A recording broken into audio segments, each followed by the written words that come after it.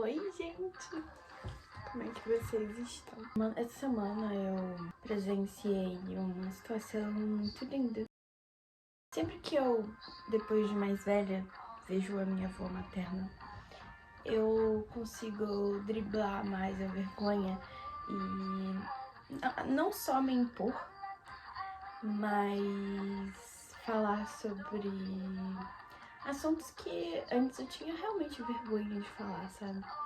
E descobrir coisas que antes eu não descobria por falta de comunicação, sabe? Que agora mais velha, né, eu consigo ter mais essa percepção e consigo conversar com mais facilidade sobre essas coisas que eu sempre tive curiosidade antes. E que aos poucos eu tô descobrindo, sabe? Muito sobre a fé dela, a espiritualidade, que foi algo que foi sempre encoberto, sabe? Eu sempre soube que ela era uma mulher de fé, que isso exala nela e ela nunca deixa de esconder o quanto ela tem fé, o quanto ela tem essa conexão com a espiritualidade dela, sabe? Só que antes eu não sabia disso porque, além de eu não procurar a verdade, eu também, pelo que me ensinaram, né? Porque eu fui criada pela minha avó paterna, que já era bem tolerante religiosamente, e que sempre me limitou muito de conhecer muitas coisas por conta da intolerância, por conta do medo. Porque, tipo, quando eu era criança, eu tinha muito medo de qualquer coisa, sabe? Eu era uma criança muito medrosa. Eu lembro que eu não dormia à noite direito. Eu fiquei, acho que até os 11 anos ou 10, dormindo com a minha avó no mesmo quarto. Porque eu tinha medo, eu tinha muito medo. Claro que depois de um tempo foi meio por comodismo, mas boa parte do começo da minha infância eu sempre fui uma criança medrosa. Eu tinha muitos pesadelos, eu via coisas no quarto, em geral era medo, né, que eu sentia. Conforme eu fui me conhecendo mais, eu fui conhecendo mais sobre o meu corpo, sobre a minha ancestralidade, sobre a minha espiritualidade. Olha que eu nem conheço 100% tudo ainda. Conheço pouca parte. Eu tô conhecendo aos poucos também, conforme eu vou crescendo, evoluindo. Eu tô aprendendo, sabe? Tô acatando as coisas. E hoje em dia eu já não tenho tanto. Hoje em dia eu sinto algumas coisas, eu tenho pesadelos, eu tenho sonhos, mas eu sempre me vejo no controle deles. Assim, mesmo com medo, eu me sinto forte, porque eu sinto que a minha fé, ela veio muito fortemente depois que eu conheci mais, depois que eu aprendi mais, depois que eu tirei a cortina que tapava os meus olhos, sabe? Eu sou.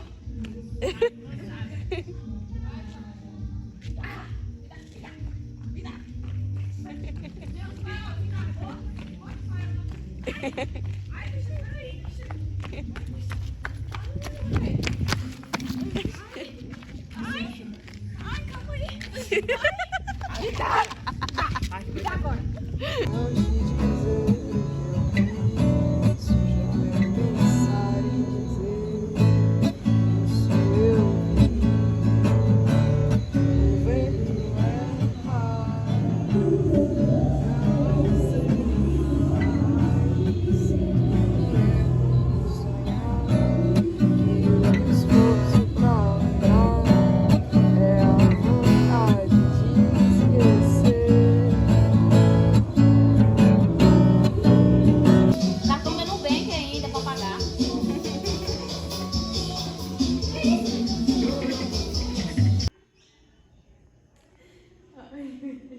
É meio que isso, né? Pra você ter fé e pra você ter amor, você tem que se libertar do medo, né?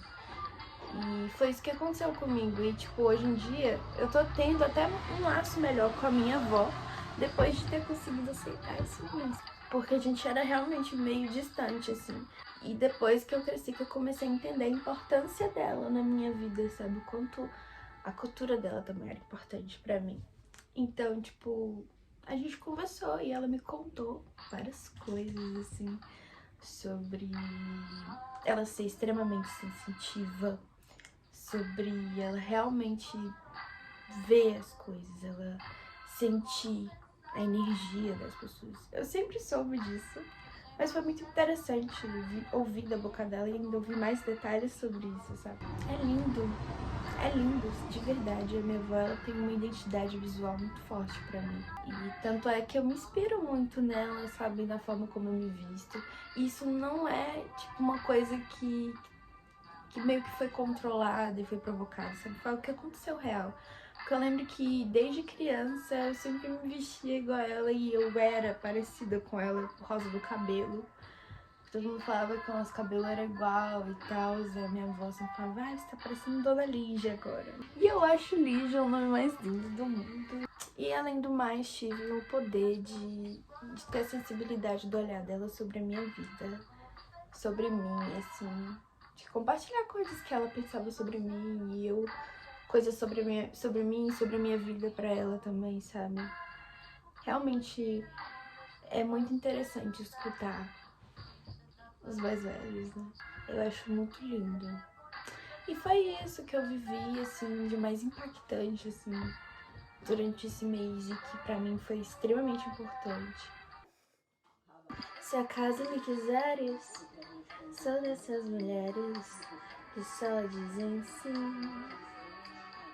Por uma coisa tão, uma noitada boa, um cinema, um botequim. E se tiveres renda, aceito uma prenda, qualquer coisa assim. Como uma pedra falsa, um sonho de valsa, ou um corte de cetim. Eu te farei as vontades, direi minhas verdades, sempre a meus. E te farei vaidoso supor que és o maior e que me possuis. Mas na manhã seguinte, não conta até 20, te afastes de mim. Hoje já não vales nada, és página virada, descartada do meu folhetim.